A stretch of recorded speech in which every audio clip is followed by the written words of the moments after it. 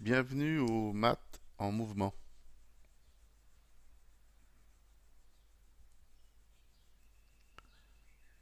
Aujourd'hui, dans cette séquence numéro 1, nous parlerons de statistiques à deux variables et plus particulièrement du nuage de points et du point moyen.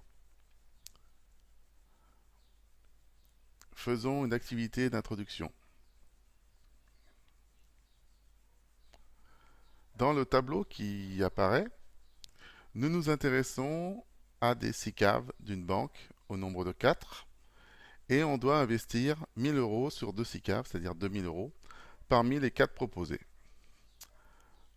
Nous allons calculer pour chaque SICAV le montant des augmentations ou des diminutions de chacune d'elles sur les 8 années. Nous allons voir en rappel comment calculer un pourcentage d'augmentation ou de diminution d'un montant en utilisant le coefficient multiplicateur. On s'intéresse pour commencer à la SICAV A. Sur l'année numéro 1, cette SICAV a un rendement de plus 4%. Puisqu'on a investi 1000 euros, le nouveau montant se calcule donc par l'opération suivante. 1000 multiplié par, entre parenthèses, 1 plus 4 sur 100, c'est-à-dire 1,04, qui est le coefficient multiplicateur. Le résultat est donc de 1040 euros. En ce qui concerne l'année numéro 2, nous avons également un rendement qui augmente de 7,7%. On multiplie donc le résultat précédent, 1040, par 1 plus 7,7 divisé par 100, c'est-à-dire 1,077. Nous trouvons donc, arrondi à l'euro près, 1120 euros. Pour l'année numéro 3, cette fois-ci, nous avons un rendement en baisse de 3,6%.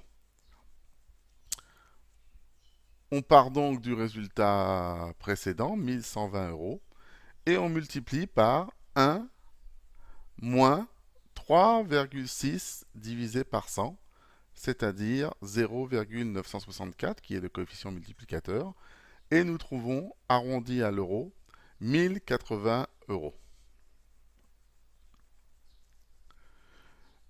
De la même manière, on pourra vérifier sur les autres années, c'est-à-dire de l'année 4 à l'année 8, que nous trouvons les montants suivants indiqués dans le tableau. Et nous allons maintenant effectuer le calcul du montant moyen.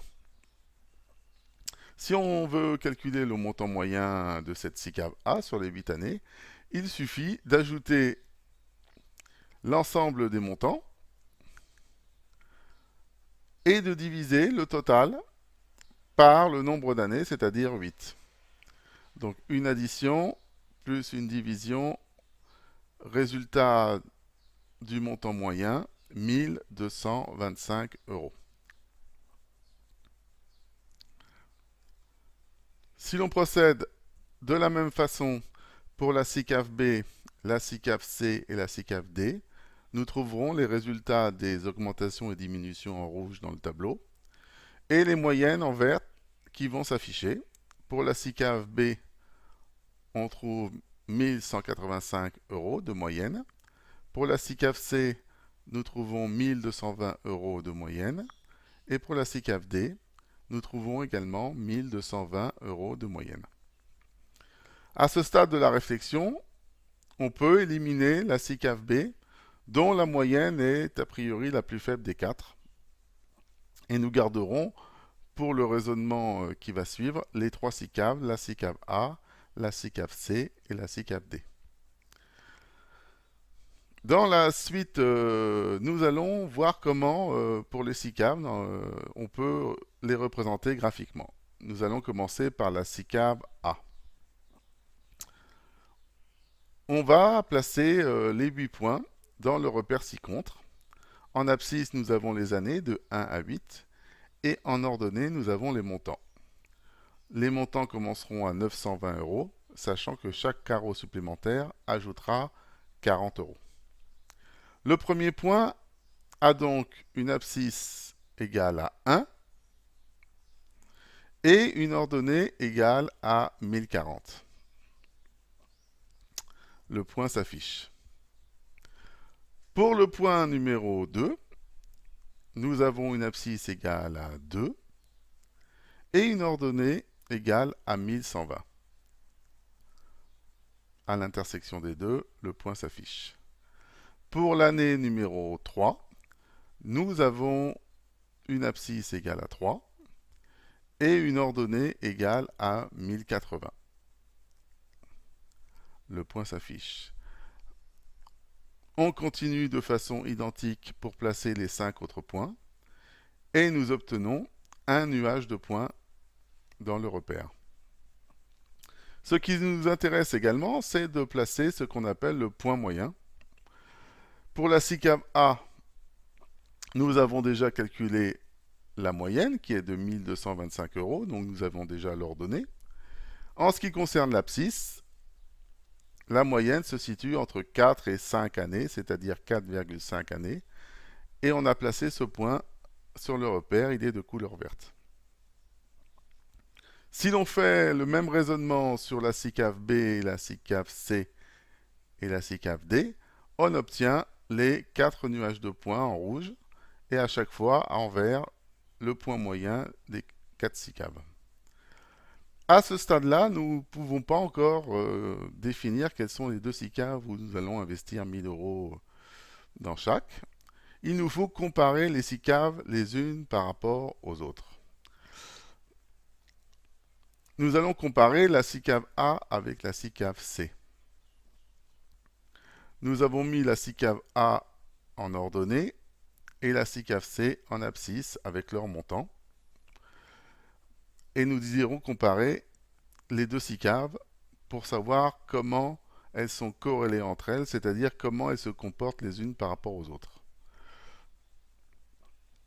On s'aperçoit que l'ensemble des points en bleu est assez proche de la droite verte, ce qui signifie que les 2 SICAV sont fortement corrélés. Ça veut dire quoi? Ça veut dire que si la SICAV A augmente, alors la SICAV C va augmenter également, mais que si la SICAV A diminue, alors la SICAV C diminuera aussi, ce qui ne nous arrange pas du côté financier. Nous allons à présent comparer la SICAV C avec la SICAV D.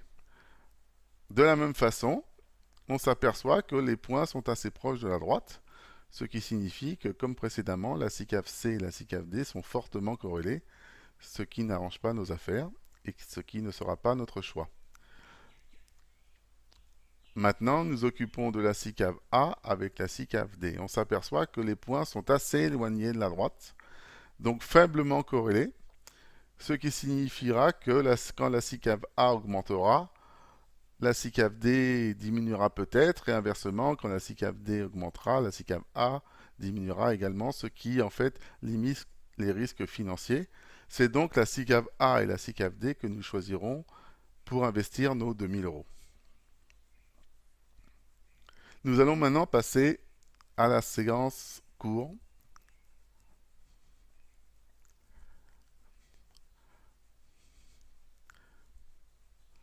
Nous allons tout d'abord voir ce qu'est une série statistique à 2 variables.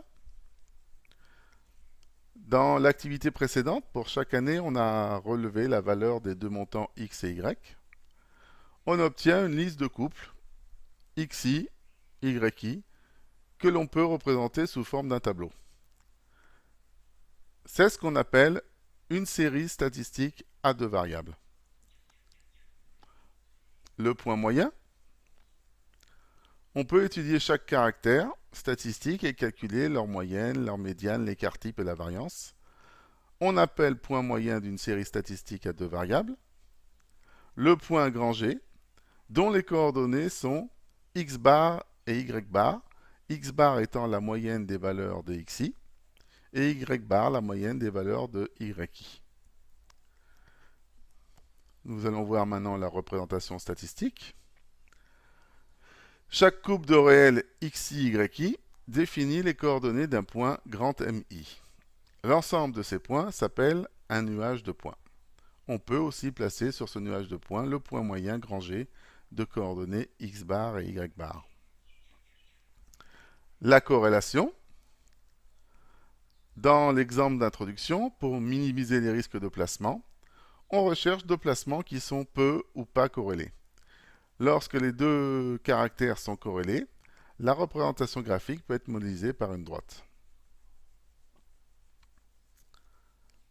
Le cours est maintenant terminé. Dans la slide suivante, vous aurez 5 questions, 5 réflexions qu'il faudra me transmettre par le moyen de votre choix à l'adresse email qui est indiquée sur le slide, qui vous permettra et me permettra de savoir si vous avez bien maîtrisé cette leçon. Je vous souhaite de bon courage et je vous dis à bientôt.